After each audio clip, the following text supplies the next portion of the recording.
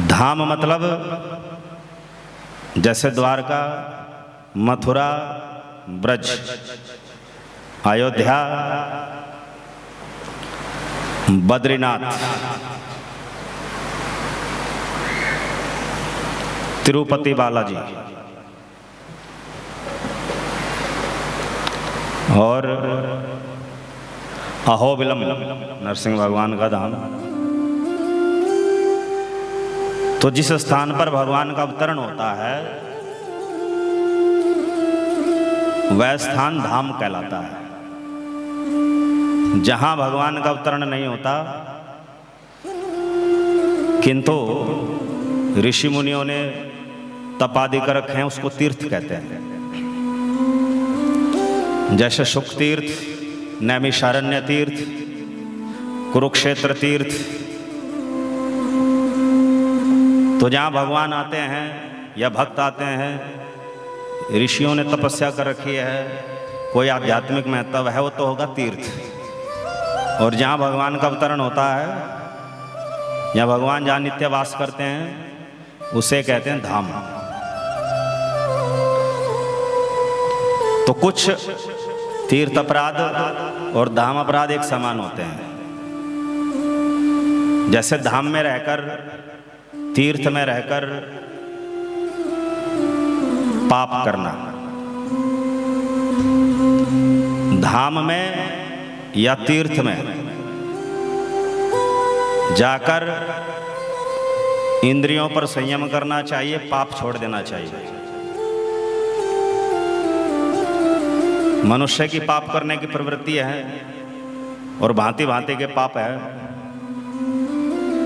तो अगर धाम में जाकर के पाप करेगा तो वह पाप 100 गुना अधिक फलदायी होगा।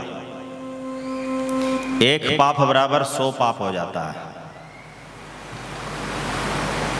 इसलिए धाम के वातावरण में, धाम के क्षेत्र में पाप नहीं करने चाहिए।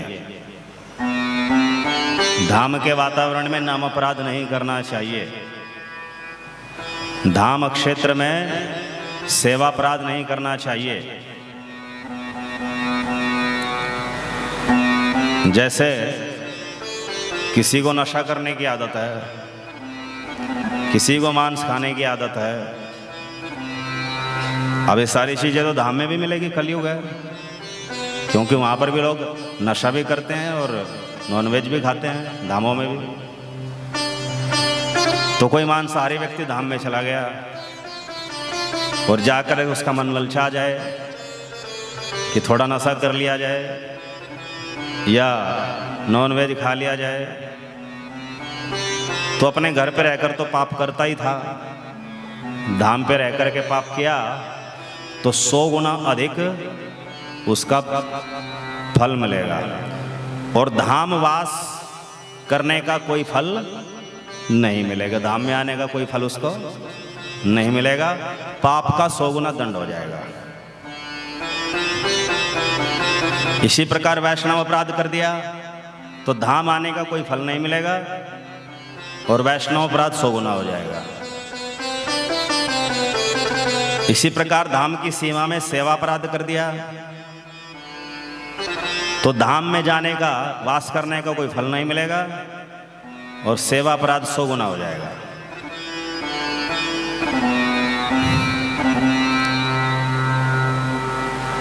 धाम क्षेत्र में धाम की भूमि का क्रय विक्रय करना अथवा धाम में कोई व्यापार करना। अब धाम में भी सब लोग व्यापार करते ही हैं और धाम में भी सब क्रय विक्रय करते ही हैं। कोई सोचे भाई धाम में तो बड़ा जो है भीड़ रहती है तो वहाँ कुछ चीज़ बेच लेंगे, कुछ खरीद लेंगे, कोई व्यवसाय कर लेंगे, साथ में भक्ति भी कर लेंगे, तो ये हो जाएगा धाम अपराध। तो धाम वास करने का कोई फल वहाँ पर नहीं मिलेगा।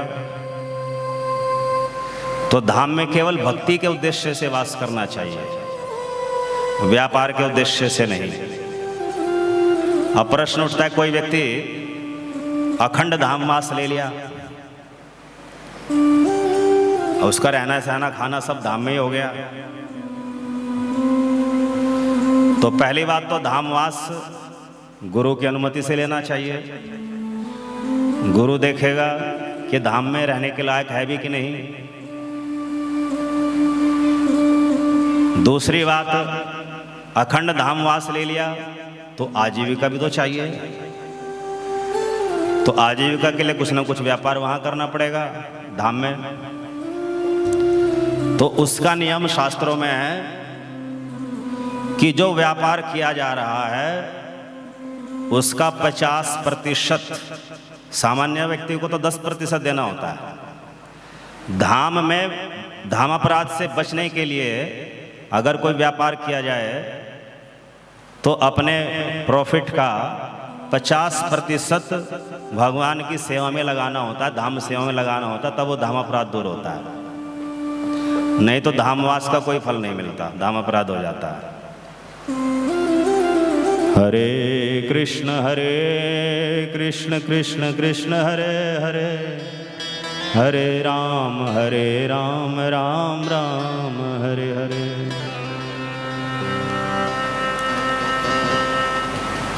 एक जीबीपीएस का भक्त उत्तर प्रदेश से